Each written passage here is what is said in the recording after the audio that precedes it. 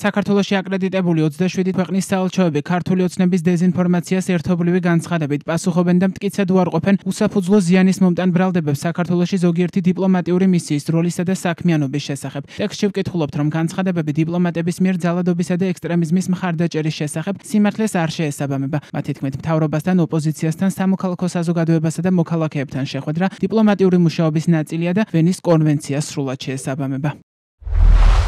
მტკიცედ უარყოფთ უსაფუძვლო და ზიანის მომტან ბრალდებებს საქართველოში ზოგიერთი დიპლომატიური მისიის როლისა და საქმიანობის შესახებ. ასეთ დეზინფორმაციას შეცდომაში შეჰყავს საზოგადოება და ძირს უთხრის ჩვენი დიპლომატიური მისიების მიერ მათი მოვალეობების შესრულების შესაძლებლობას. დიპლომატებისთვის ფართო სპექტრის წარმომადგენლებთან, მთავრობასთან, ოპოზიციასთან, სამოქალაქო საზოგადოებასთან და ზოგადად მოქალაქეებთან შეხვედრა დიპლომატიური მუშაობის ნორმალური ნაწილია და ვენის კონვენციას სრულად შეესაბამება. ჩვენ არც ერთ კონკრეტულ პოლიტიკურ პარტიას არ ვუჭერთ მხარს და განცხადებები ჩვენ მიერ ძალადობისა და ექსტრემიზმის მხარდაჭერის შესახებ უბრალოდ სიმართლე არ არის. სინამდვილეში ჩვენ ყველა აქტორს მოვუწოდებთ, რომ უარი თქვან ძალადობის ნებისმიერ ფორმაზე და დაგმონიგი. მოვუწოდებთ ყველა პოლიტიკურ ლიდერს თავი შეიკავონ დაპირისპირების გამომწვევი რიტორიკისგან და ძალისხმევა დაძაბულობის განმუხტვისკენ მიმართონ.